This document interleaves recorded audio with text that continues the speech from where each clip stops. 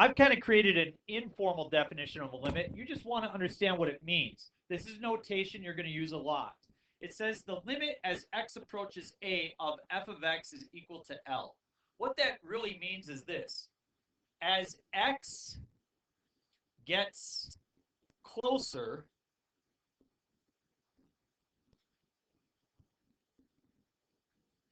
to some point, and we'll call that point A, and that's what we were doing with our values yesterday, right? You're plugging in values that are closer to your x value. As x gets closer to some point A, the function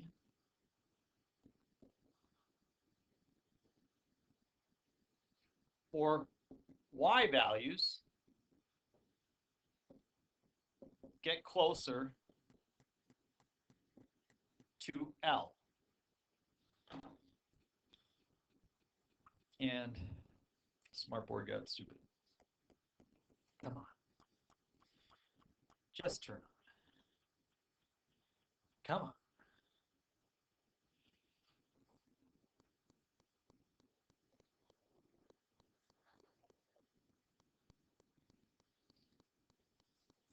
So as x gets closer to some point A, the function or y values get closer to some value L, which is referred to as the limit.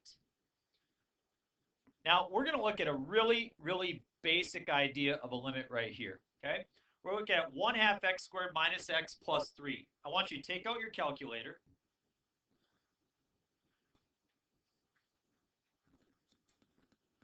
We're going to go into y equals, and I'm going to type in 1/2 x squared. Some of you guys realized yesterday that we need practice typing things into our calculator, right? But you got that practice taken care of. Good for you.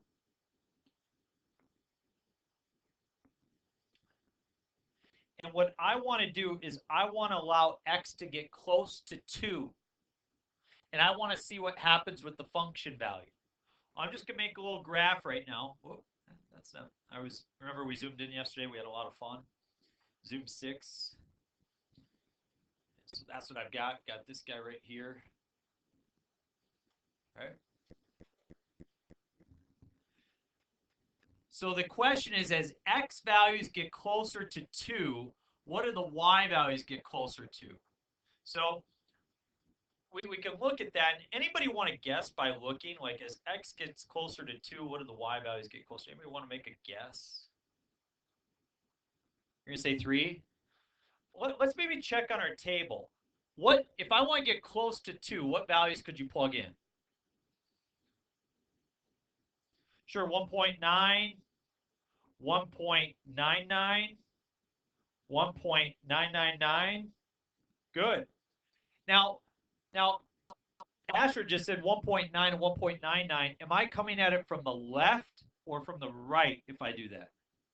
The left. So what if we want to come at it from the right? What values would I plug in?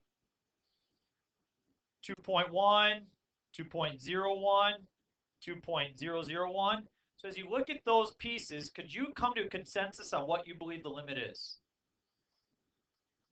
3. Now, it just so happens in this situation that try plugging in 3. Oh, wait a minute. I'm sorry. We're supposed to plug in 2. Sorry. Plug in 2 and you get 3. The function's defined at 3 or at 2, isn't it? Whereas yesterday, all the ones we looked at, they were undefined at those values, weren't they? So in this situation, you sure could just actually plug in 2. Watch what happens. 2 squared is 2 times 1/2. I'm sorry, 2 squared is 4 times 1/2 is 2. Minus 2 plus 3. Does that give me the 3? Sure does. So let's look at how that plays out in this example. Square root of x plus 4. What does that look like?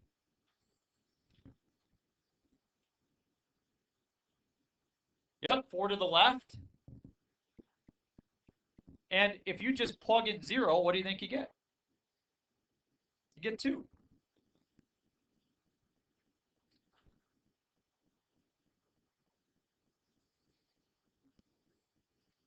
There's a lot of limits out there. It's very easy to see what they're headed towards. If you came from the left or if you came from the right, either way, it's going to approach 2. It's pretty cool. And if you just plug it in, you get a nice result. That's the way it works for most functions. Look at the next one. We've got x squared minus 3x divided by x minus 3. What do you get if you plug in 3 there? What do you get in the top? We get 0 over 0.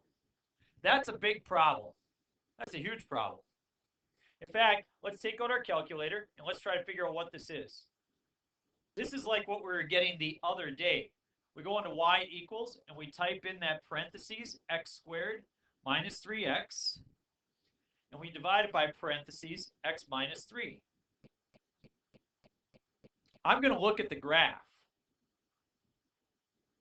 What shape does the graph make? It makes a line. I'm going to zoom as a decimal so you can see better what it actually looks like. I'm zooming as a decimal.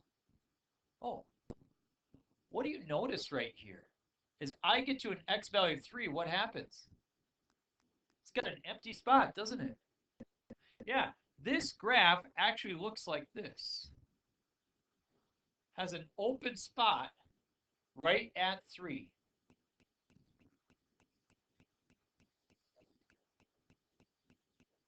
Yes, every single one. When you do a 0 divided by 0, that means it has a gap in it. Every single one. The question is, what's the height of that gap? And that would be what we would call the limit. You see, if you plug in 3, you don't get a value. You get error, right? If I go to table and I type in 3, I get error. So let's plug in values close to 3. What do you want? 3.1, 3.01, 3.001. Great. So I approached it from the right. Suppose you want to go from the other side. What would you type in? 2.9, 2.99, 2.999. And what do you think we're approaching here? Sure looks like we're approaching a height of 3, and that is correct. We are approaching 3. Does anybody notice by looking at it that it does in fact factor? What can you take out of the top? If you take out an x, what are you left with?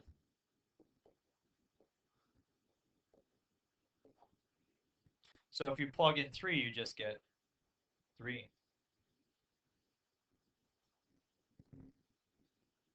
Some functions don't behave that nicely. Look at this guy right here. You try to plug in 0. Can we plug in 0 here? No. Better look at my calculator. Y equals sine of 1 divided by x. And I'm going to make sure I'm in radians. I'm going to zoom standard.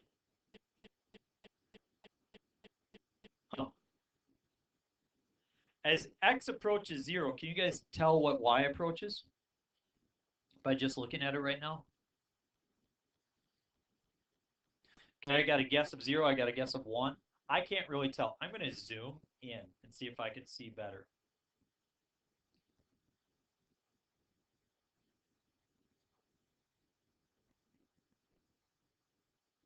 Looks like 0 might be a good guess. I'm still not convinced. I'm going to zoom in a little bit further.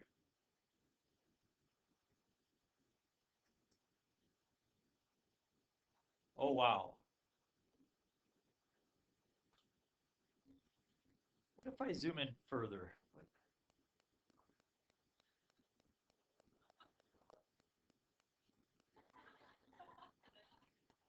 Now it doesn't look like it's 0 at all, does it?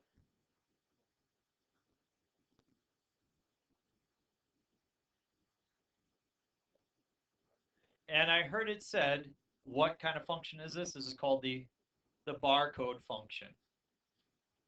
This function produces a graph that looks like,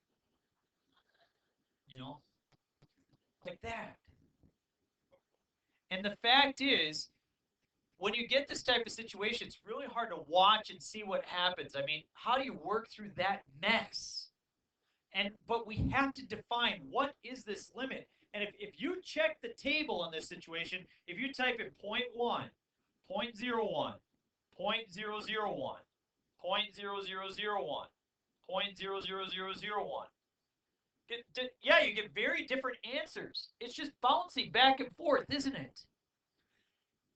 And in this situation, we can say with confidence,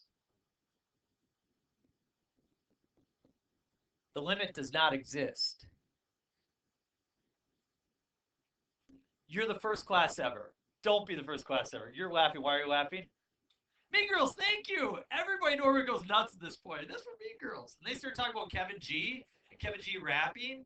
And like, Mr. Gins, can you rap like Kevin G? Raise your hand if you see Mean Girls. Okay, as soon as I start talking about limits, you thought of it. Normally that comes out right now. So there you have it. So there are situations where the limit does not exist if it doesn't look like it's really going towards one specific value. So here's the notation that we use, okay? We have what we call one-sided limits that we need to talk about. Left-handed limit is this. Approach A from the left.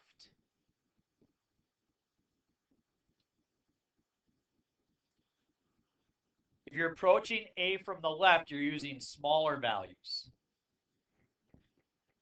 What's the difference between these two? What do you notice is the difference between these two pieces?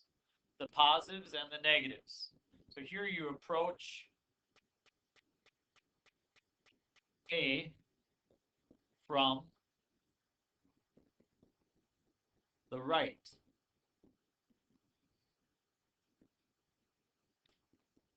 Use larger values.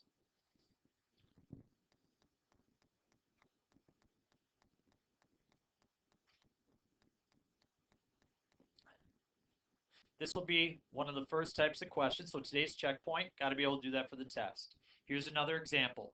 This should be 100% on the test, yet inevitably it happens where people are getting these questions wrong.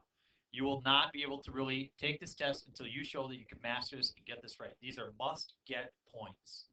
This says x approaches what value? -4 from the left. So I'm going to approach -4 from the left. As the function goes to an x value of -4, what does the y value approach? What's the height approaching? 3.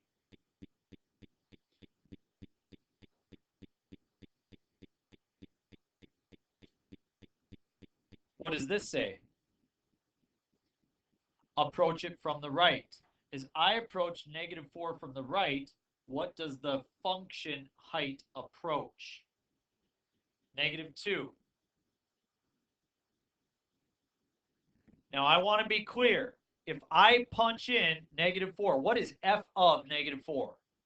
F of -4. It's 3, right? You don't have to have an actual function value at that spot for the limit to exist. Okay? Keep that in mind. The limit as x approaches -1 from the left. I'm going to go to -1. I'm going to go from the left. What do you think? 4. I'm going to approach -1, and I'm going to approach from the right.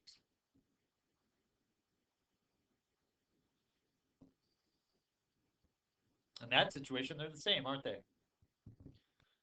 Now what are we going to approach? 2. I approach 2 from the left. What do you got? I'm going to approach 2 from the right. 5. How is the question for letter G different? It says it approaches 2. If it says it approaches 2, that means you have to consider both the left and the right. Is the left and the right the same or different? If it's different, it does not exist.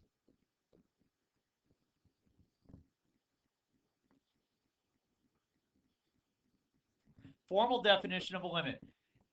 Limit is x approaches a of f of x equals L if and only if the limit as x approaches a from the left of the function is equal to the limit as x approaches a from the right of the function, and both are equal to L. If the left hand is the same as the right hand, then the limit exists. If the left hand is different from the right hand, the limit does not exist. Clear? So, is this a one-sided or two-sided limit? Two-sided limit. So, in order to check to see if this exists, we have to check the left and the right. Limit is x approaches 4. From the left, it is 2. From the right, it is 2. So the limit is 2. If I actually asked f of 4, do we have a value for f of 4? If you type in 4, do you get an output? You do not get an output. You don't have to have an output in order for the limit to exist. It's what it's approaching, not what the function is valued at that spot. It's what it's approaching. It's what it's approaching. Okay? Good. All right, take out your calculator.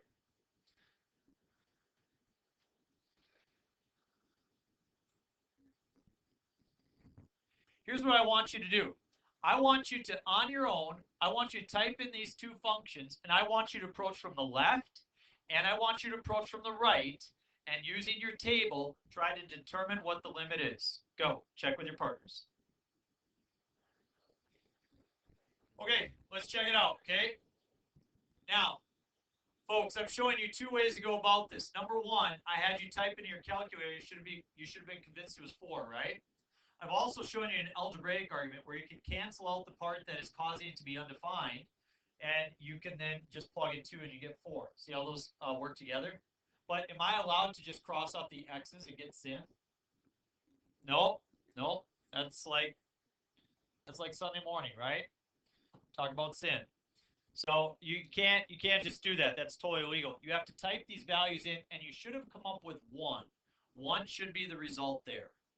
We okay? So the second goal that you have to be able to do is be able to type in functions and use your table to be able to come up with the limit values. The first goal was to be able to look at those graphs.